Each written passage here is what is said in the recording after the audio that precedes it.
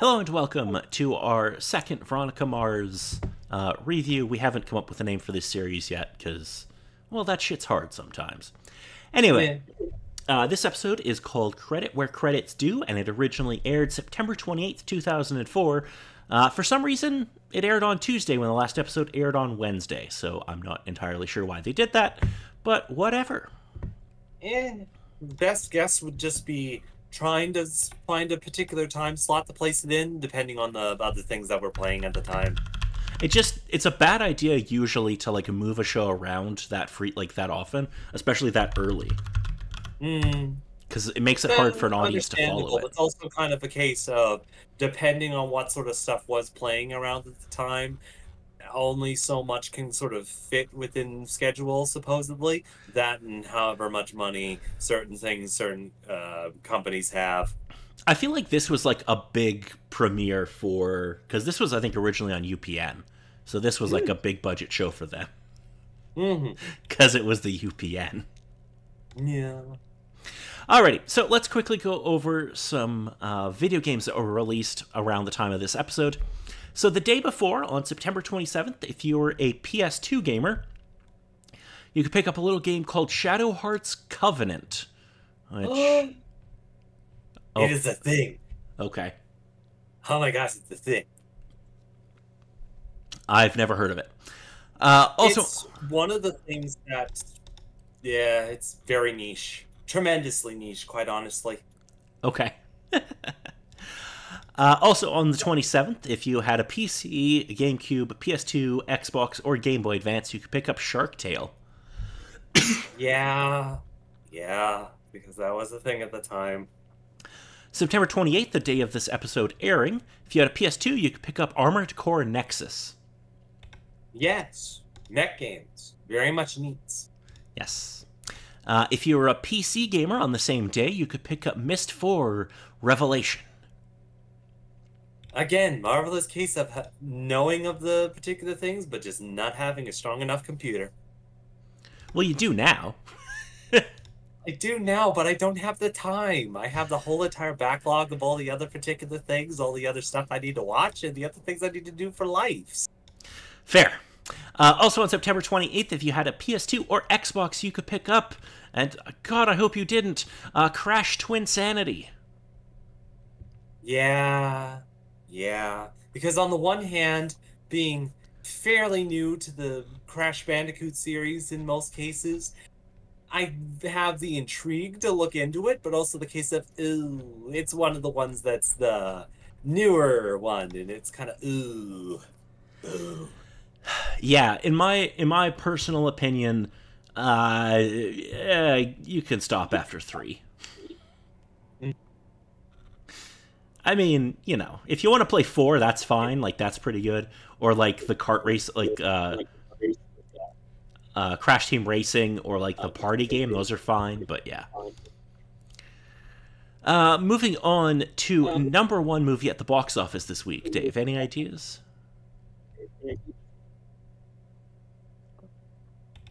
And from around that time. End of September 2004. I'd be surprised if it was from the previous meeting, if that movie still stuck around. No, it's not the same film.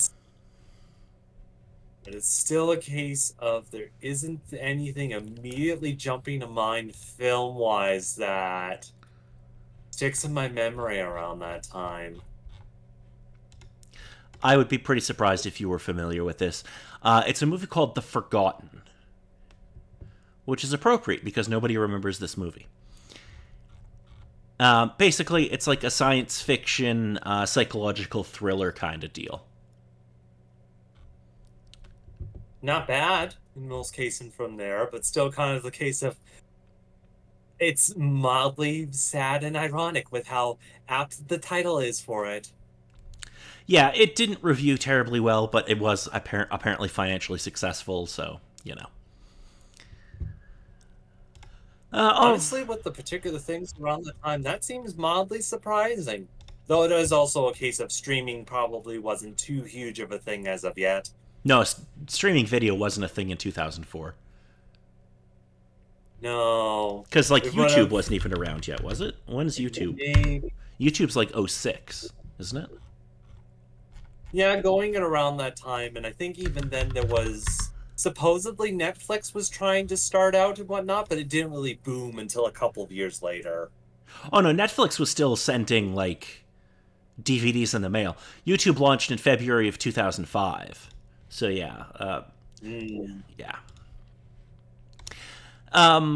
Let's move on to number one song in America. I'm not even going to ask you because it is still Goodies by Sierra featuring P.D. Pablo, a song I still am not familiar with. Moving on to this episode.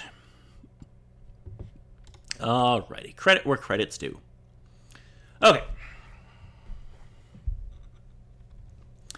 Veronica's talking with Wallace in the halls of the high school. Wallace finds an invite to an 09er party. With some help from Veronica, he is able to decipher the code, which states when and where it will take place, because it's in code to keep undesirables like Veronica and Wallace away. At the party, Logan... Which honestly, just commenting about that is mildly surprising for any sort of the high sort of kids like that, which on the one hand just leaves me with most likely coloring myself as like, wow, popular people don't seem that smart, but quite honestly, it would just be like, yeah, I'm pretty sure if people wanted to do something but not let everyone know about it, they'd probably figure something like that. Yeah, it seems pretty reasonable. At the party, Logan Eccles and Duncan Kane interact with other popular students. Weevil bursts onto the scene and gets involved in an argument with Logan because Weevil normally uses this beach. As the debate becomes increasingly heated, the sheriff's department arrives and the partygoers quickly disperse before they have to show IDs. The next day, Weevil is approached by the sheriff's department, who arrests his grandmother on charges of credit card fraud, even though they actually believe it was Weevil who committed the crime. Afterwards, Mrs. Navarro's lawyer visits Keith Mars and expresses his belief that it was Weevil who stole the credit card. Veronica states that Logan framed Weevil, but she is dismissed by the other two. The Mars family goes on the case. Veronica visits Weevil to find out more, but he rebuffs her questions. While Veronica and Keith are at a diner, Don Lamb, who's the new sheriff, sits down at their table and berates him for the handling of Lily Kane's murder 1 year earlier.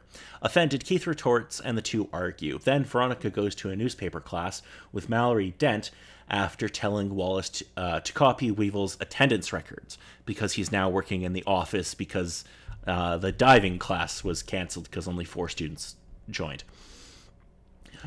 Always a bummer. Her first assignment is to do a story with her ex-boyfriend Duncan. That won't get awkward at all. Hooray! High school drama! There's going to be a lot of it in the show. Veronica finds proof that Weevil is not guilty, but Keith tells her that Weevil has already confessed. Veronica also finds a correlation between Logan's web history and the credit card charges. Veronica's car also has a flat tire. Troy helps her to the chagrin of his popular friends. Duncan comes and offers Veronica a ride to the beach. Where they are doing the story.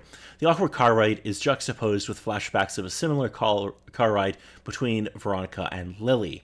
After Veronica and Duncan do the story, they are stopped by a police car on the way home. It mysteriously comes to light that the car, which was Lily's, had many tickets on it that were not paid and is about to be impounded. As Keith and Jake Kane come to pick up their respective children, a tense moment occurs. A flashback describes in details Keith's accusation of Jake as the murderer of Lily Kane. On the ride home, Veronica asks for Keith's help in investigating Weevil's crime. The two put on an act. Veronica feigns pregnancy and asks the concierge whether or not they can track the credit card number, which she hands over to the concierge. They hand back the bill summary, and Veronica deduces that it was Logan's girlfriend, Caitlin, who's played by Paris Hilton, which is perfect. Paid for room service on the Eccles family credit card one night. Troy invites Veronica to a party despite knowing about her exclusion from the popular group. Veronica calls the numbers on the credit card summary. When one of the numbers is busy, she asks her dad to run a check on it. Meanwhile, Weevil's cousin Chardo threatens Logan. Veronica then pressures Weevil's cousin into confessing that he was behind the fraud, which he confirms. He's also secretly carrying on an affair with Caitlin, thus explaining the room service bill. Veronica confronts Mrs. Navarro and explains how Chardo spent the credit card taking out Caitlin, Mrs. Navarro, then gives up Chardo after realizing he was only taking out a spoiled teenager. Weevil is released. Both Logan's friends and the motorcycle gang are now after Chardo. Logan's group reaches him first, but Weevil agrees with Logan to release him. Although Chardo first believes that Weevil saved him, the leader soon lets his henchman beat up his cousin for putting him in jail. Veronica confronts her dad about why he accused Jake Kane. Although he doesn't tell her why, she begins to suspect that the Kanes may have actually had a role in the murder. In addition, Veronica sees that Logan and Caitlin have broken up. So, what do we think of this episode? It's also the first time that we get the theme song. Yes, and also kind of the case of, from the first episode heading into the second episode, there was thoughts of, obviously, with Veronica Mars sticking as the main character, but who else was going to be somewhat important within the series and whatnot, and with the opening credit roll and whatnot, it definitely helps out with that, and one of the particular ones, sadly, didn't get the chance to write down his name, but the gentleman that played the biker within the episode was in the opening credits. It's like, okay, depending on how long that's going to last, we'll have to wait and see. But still, nevertheless. Yes, he's going to be around for at least a while. I'm not going to say anything more than that. It was still a case of introducing him at least from the first episode and then building more of a story with him within to the next episode, giving an idea of his character, the particular things that he does from our last discussion, still builds the case of he's an ally within a certain states, but still kind of the case of depending on how things sort of go, he might still cause problems.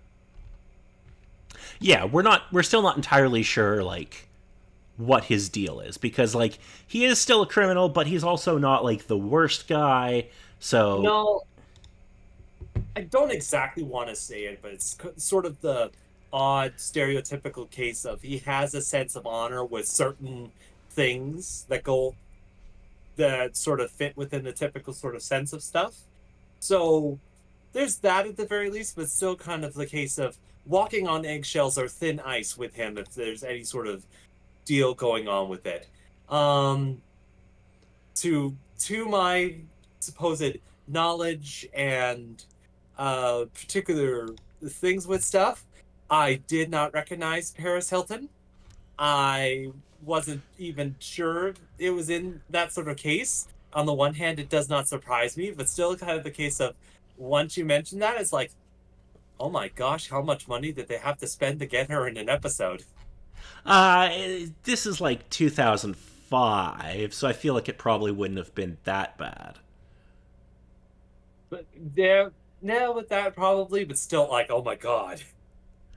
Yeah, I feel like, because like The Simple Life had been canceled at this point, and she doesn't really do much after this.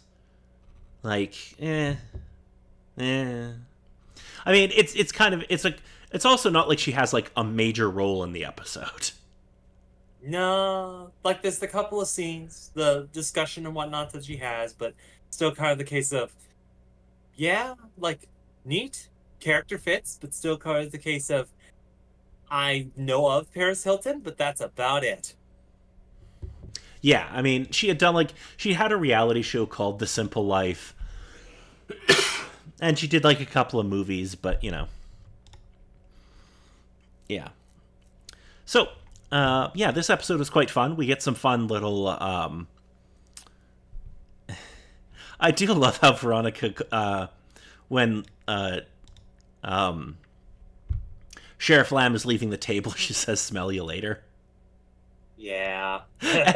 and Keith is like, "Really, smell you later?" Like, that's the best you could come up with. I enjoy the relationship between Veronica and her dad. It's fun. It definitely is really good, but it is, with the show, sort of building the sort of thought of the dad is there's a relationship and there's love there, but there's also sort of the concern of she's keeping specific secrets from her, and whether or not it's something that she really needs to dive into, but it's going to be diving into anyway. Oh yeah, there's definitely, both of them are keeping secrets from each other. Mm-hmm. and that probably at some point will come out. But It sadly almost always does. yes, and it will probably be very, very good when it does. But they do have a fun relationship, and I enjoy their scenes together because they have very good chemistry. Very true, and especially with their coordination with the hotel scene that they had there. Just the case of dad playing the bad cop and she was the good cop. Yes, the one thing I will tell you is that they will have a bunch more scenes like that where they get to play off each other, and it's always a delight. Neat. Yes, so that's a very minor spoiler for things that will come up later. Radios, radios.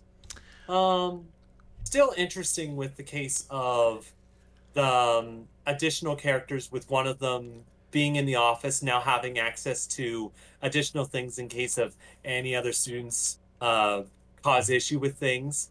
And awesome for her getting photography work for the newspaper of her school.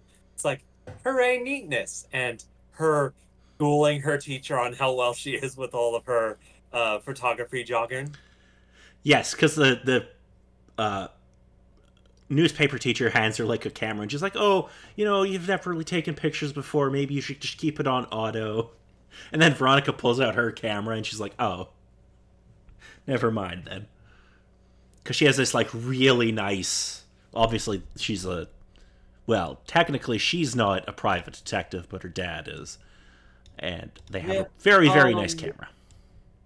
And it's one of the things that even for the time, even nowadays, that would still probably be a fairly decent camera that if you'd had one, it would either be questioned of whether or not you are a professional photographer or whether or not you spent too much on just either taking pictures or more of a passion or whatnot from there. But because nowadays, even with the advancements that we've had, there's usually always almost a camera and everything. But if you want to get an actual decent picture with that sort of setup within the show, you'd still have the typical sort of thing even nowadays.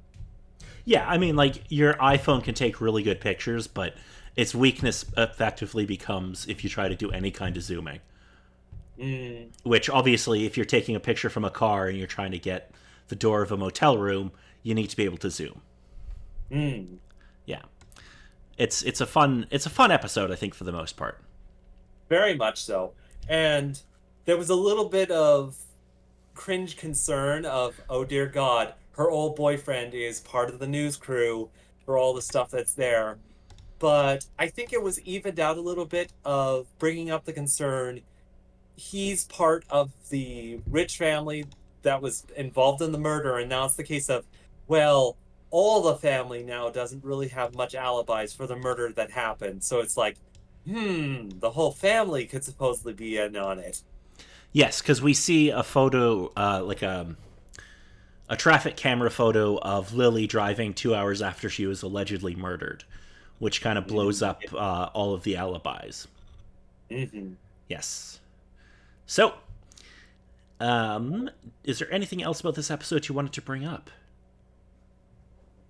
This one. No, I think, again, sadly, I haven't kept too much track of the specific character names or characters. There was a newer character that was introduced that helped out Veronica with changing out her tire. That's sort of gotten within the circle, chatted with her a little bit, wanted her at a party, but it didn't really happen because stuff was going on. His name's Troy. Yeah, there it is. Thank you. Yeah. It was a bit of the case of he's there. If I remember correctly from what they said in the show, that he sort of comes into town since he's not a local. He kind of visits every now and again for a certain amount of time. But doesn't know Veronica's whole story that everyone at school sort of knows of. So whether or not it's a concern of he's either, I don't want to say red herring, but some particular issue that might come up later on, or an actual ally that's coming in that may assist in some way, I'm interested to see, but sort of tentative of like, what's your deal, kid? Yeah, he... He's not going to be a major character, but he will have more appearances. Okay. Like, he's not going to be in every episode, but he will come back every so often. Radios. Yes. So, if there's nothing else, next week we will be discussing the episode Meet John Smith. Oh, dear God. Yes, so, in this episode, Veronica helps a boy, Justin Smith, track down his long-lost father. In addition, Veronica starts a relationship with Troy, and Duncan Kane starts experiencing severe mental difficulties after he stops taking his antidepressants. Which... couple things. I feel like you don't have... he's going to have hallucinations and stuff, and I'm like, pretty sure you don't get that if you just stop taking antidepressants. But I'm not a doctor. Yeah. So, until next time, I'm Paul. And I'm Dave.